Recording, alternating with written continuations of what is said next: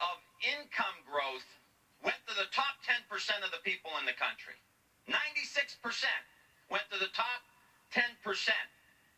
The top 1% control 90% of the wealth in this country. 63% of average families in the United States of America could not withstand a $500 emergency. We have pensions collapsing. We have communities that have eroded, wiped out. And the Republican plan to fix all of this is to go to the Chinese government, borrow $2.3 trillion, and bring it back to the United States and give it to the wealthiest people in this country. Now, that is not going to fix a damn thing in the United States.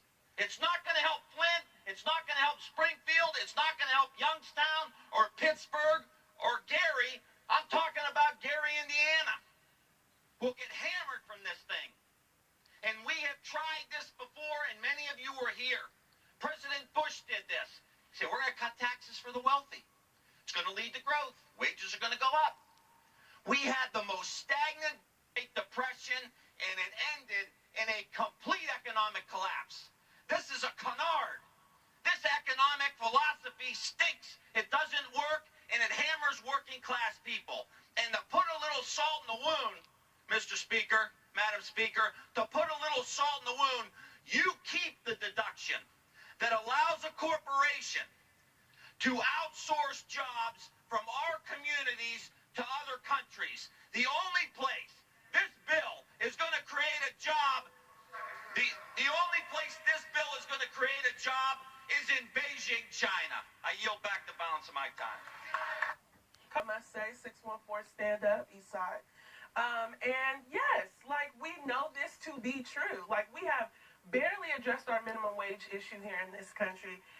Rich people don't need a tax cut. They are fine. They are great. They are Gucci. Like, they don't even see $1 million loss. Like, let's move on from this failed idea. We know it doesn't trickle down. We know they don't care enough about us.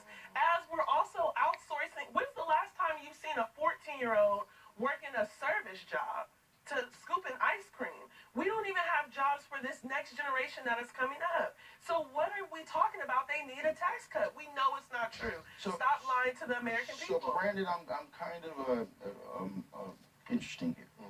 Republicans normally talk about the deficit. Isn't this going to increase the deficit? And how is it that now that's no big deal? Yes. Obviously, when you cut taxes, you're going to reduce how much money is coming in. So yes, Ron, it's going to increase the deficit at the moment it starts. Again, the CBO report has, its issues with it, but yes, you're right on that point. But if I can go back to some of the comments